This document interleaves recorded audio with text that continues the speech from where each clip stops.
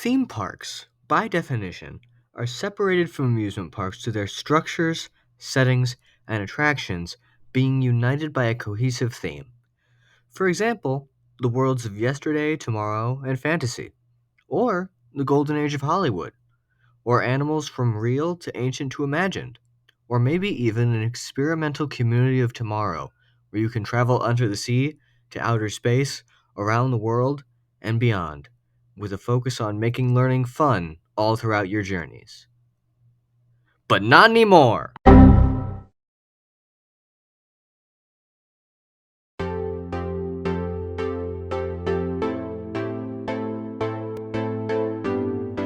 Hi, I'm Blue Flame. I make whatever videos I want. Don't worry, this isn't going to be overly negative. I've heard some people be very negative towards the direction Epcot has gone in recent years, and that's the reason I'm talking about this. It's true that Epcot isn't in the same state as it was in the beginning, but I argue the change isn't inherently bad. Not all the changes to Epcot are good, but there's a way it can be done with the best of both worlds. Theme parks always open with a coherent theme. If they don't, they aren't a successful theme park. But sometimes, even when they do have consistent themes, those themes can prove to not be appealing, not be able to withstand the test of time, or be fundamentally flawed. For these reasons, sometimes parks slowly transform into something that doesn't fit their original purpose. This can happen for the reasons previously listed regarding the theme being unfit, but can also happen when a lack of understanding of what the park is meant to be by the people running it, when they put things in the park that don't fit for short-sighted reasons, or in some cases, additions made to assist in aspects that the park lacks, which is sometimes also a testament to the theme not being fit for a theme park because it can't balance out everything a theme park needs. Now the question is, are theme parks able to successfully change their themes? My answer is yes.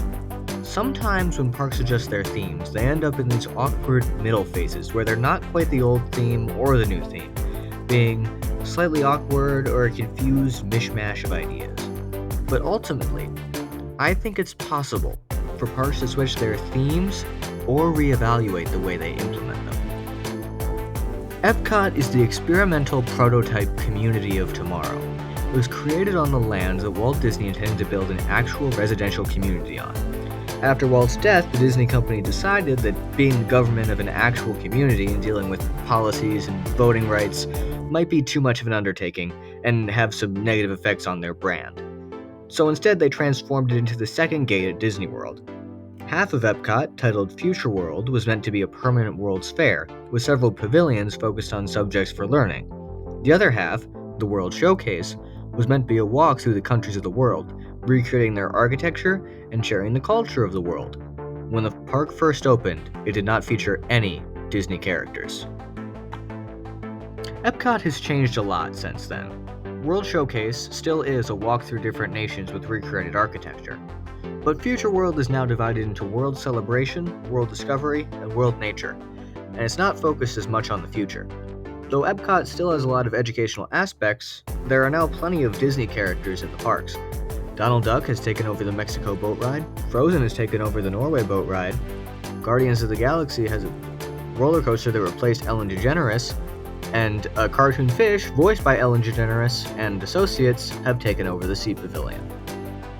Is this bad, though? Some have said that these inclusions are against the theme of Epcot, and while some of these implementations of IP seem to reflect only the intention of brand support and creating a hook for parkgoers without substance, in my opinion, it's possible to include IP in Epcot while still maintaining what Epcot is supposed to be about. Well, Epcot's original lack of IP was intentional. It wasn't a part of its core identity. Its identity is being educational. Back in the day, Epcot's whole identity was being an edutainment park, the ultimate field trip destination. This proved to not be successful, and in many cases where themes don't work out, it boils down to it not fulfilling what people want to see from a theme park. Now Epcot's transformation has been mainly to correct it towards being more in line with a classic theme park. Some of these transformations have stripped Epcot of its identity, seeming to guide it towards being more just another theme park. But while I think Epcot did require some correction to satisfy what people want from a theme park, I say that it does not require leaving the educational aspect in the past. If I had to take a new approach to Epcot, I would set the precedent that Epcot is about learning, and when characters are implemented, they reinforce the learning and make it interesting or appealing. The definition of edutainment, making learning fun, and in my ideal Epcot, characters would be used to do that. Take, for example, The Seas with Nemo and Friends. While I don't think the full rename is necessary, this implements the characters of the Pixar movie while still featuring the wonders of the ocean. Donald and the Three Caballeros taking over the Mexican boat ride is also, in my mind, harmless, as the ride still travels through Mexico, showing many aspects of Mexican culture, and the characters of Panchito and Jose were originally created to reinforce relations with Middle American countries. I can understand what people mean when they say that Frozen, Guardians of the Galaxy, and Ratatouille detract from the Epcot spirit, but at the very least, Frozen's Kingdom of Arendelle is inspired by Norway, and more so than the basis for other Disney movies. Arendelle is closer to Norway than the Kingdom of Tangled is based on Germany. Still, it doesn't add much educational value, aside from possibly drawing people who like the movie to have an interest in other aspects of the Norwegian pavilion, or spark an interest in Norwegian culture. Now, Ratatouille the movie takes place in France, and Pixar extensively researches and takes trips to the locations they base their movies on, especially back in the Renaissance day, taking trips to Route 66, working with marine biologists, and traveling to France.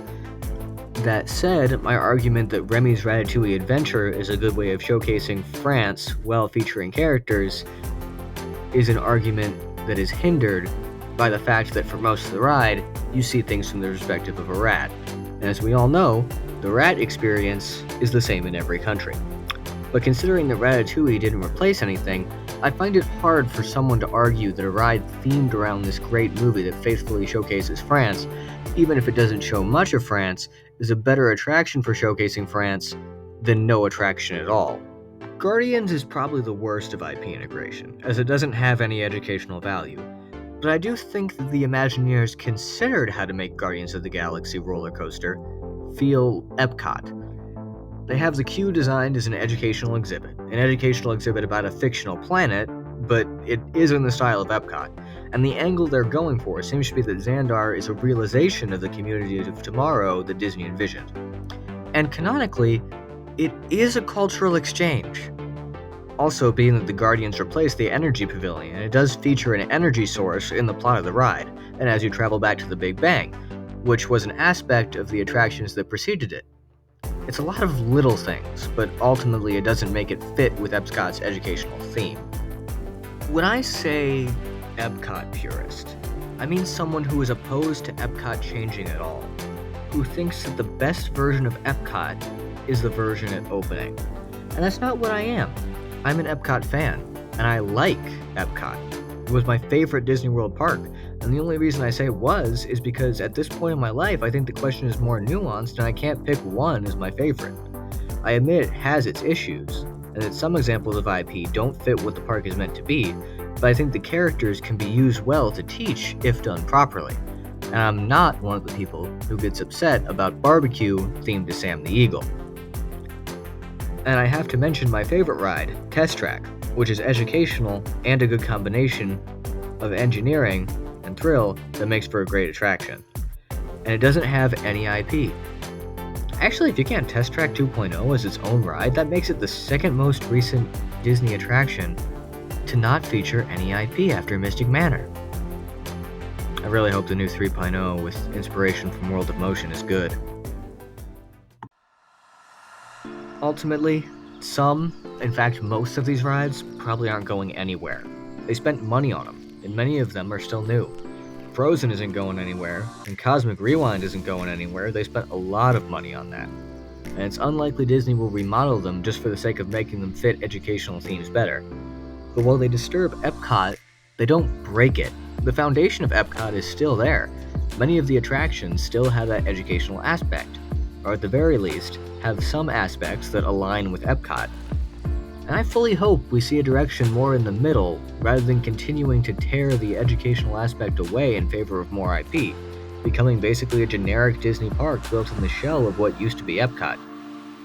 And some would say I'm foolish for being optimistic, but the fact that Cosmic Rewind was done in the way it was, even though it's a poor example of IP implementation, shows that they're aware of what Epcot is, and tried to some degree to preserve that. And if you agree with me on the direction Epcot should go, just make sure you're heard. Let Disney know you want Epcot to preserve edutainment. In the comments, tell me what you would put in Epcot in order to teach while using characters. Or just what you want from Epcot, or what you like about Epcot. Please try not to just repeat how old Epcot is always better in every way over and over again.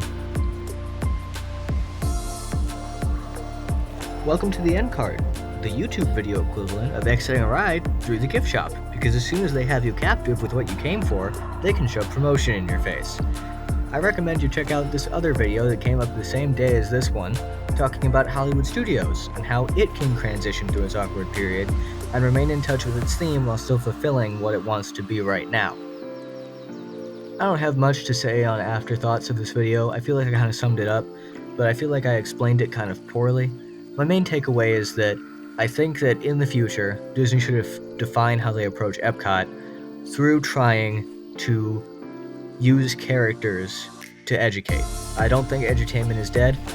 It had a golden era, and that golden era has passed, but I think there's still very much room for it, especially if they take the dedication to do it.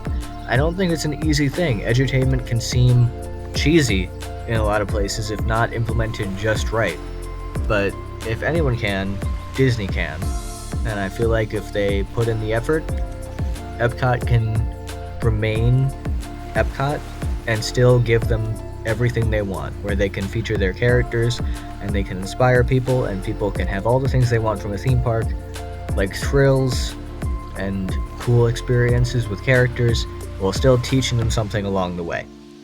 I already asked you to leave your opinions in the comments, so that's gonna be all for this one. Bye.